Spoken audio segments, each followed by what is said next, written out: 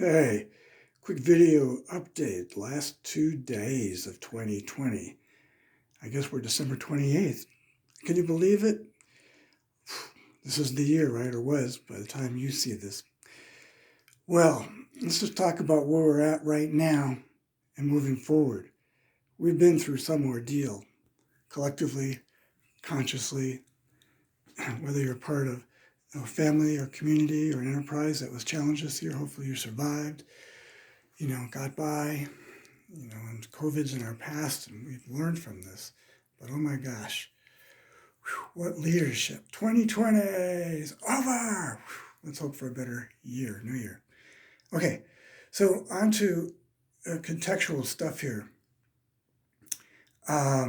Making decisions for the new year as far as the path you're going to take and how we correspond to each other is critical. Check out newyearwebinar.com for a little primer on goal getting and getting past New Year resolutions, hopes, desires, into achievement, getting your goals.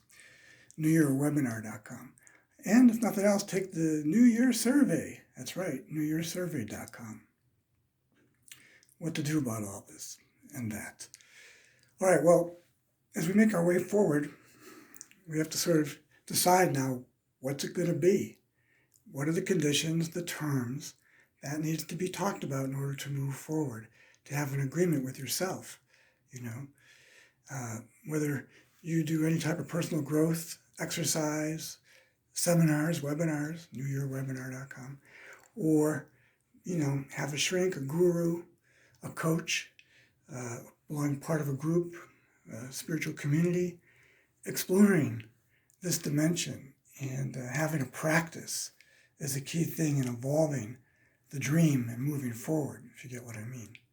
So it's time for us to wake up out of our trance, sort of with the old habits and behaviors that really aren't working for you or benefiting others.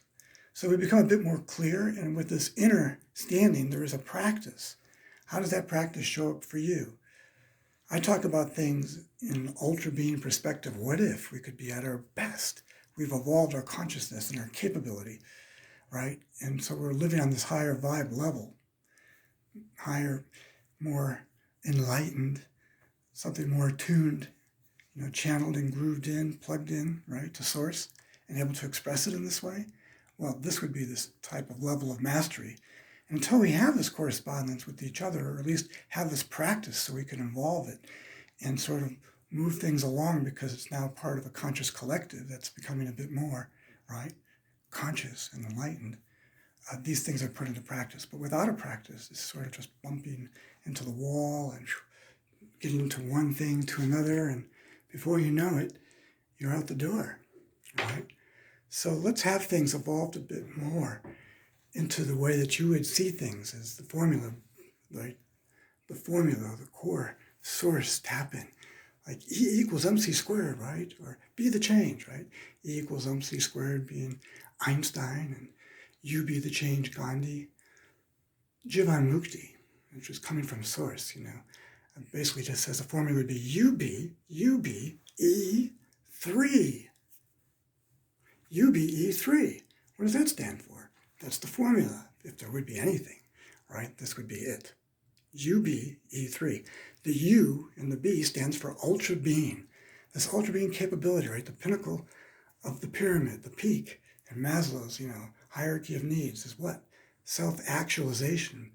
On this level, it's expressed. You be at your ultra being. The best that you are capable of ultra being in this moment right now in the way that you express yourself. And that's the E3. So it's you be E3, ultra being, an excellent example of enlightenment as you know it to be, as you model it and put it on display. Yes, you play with it. This is the practice of being present. And I am Jivamukti, present to you.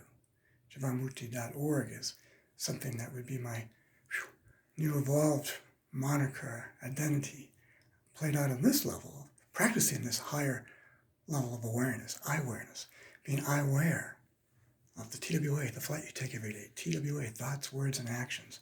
So all these acronyms and formulas become part of a practice.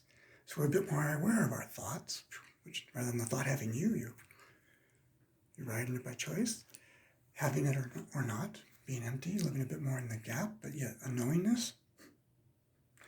Thoughts, words, and actions, the words you use and the way you act. Sometimes your actions speak louder than your words. UBE3, ultra being an excellent example of enlightenment and the practicing of this, practicing of the present. And when we're empty, this is master. Yes, it's the moment master. Because master is only in the here and now, so it's expressed in this moment. If you're master of this moment, how is it being expressed? Could we measure it? Could we assess it? Could we evaluate it? And does it fit to the highest level of our ultra being? And if not, it's a cosmic criticism. It's a helpful hint with permission and invited understanding that, this is a practice, right? In a way of ultra being our best. And it's not to fault anyone or to lose it for too long, because you come back to center, take a breath, check in with your posture, and you're centered and able to come from this freedom point, whatever that would be. Just a perspective, right? Pinnacle, peak, at the top of the pyramid, self-actualization. Who are you? How are you ultra being in the here and now? Present. What's your practice? Basically, it's just tuning in and being empty and showing up on time with full intent to give service. Listening. Attuned. And with it. Yes? It can be fun, exciting. It can be something that really allows, right? And this is where we glow at our best. Ultra being, an excellent example of enlightenment. I'm Jivamukti, present to you. Hope you enjoyed it.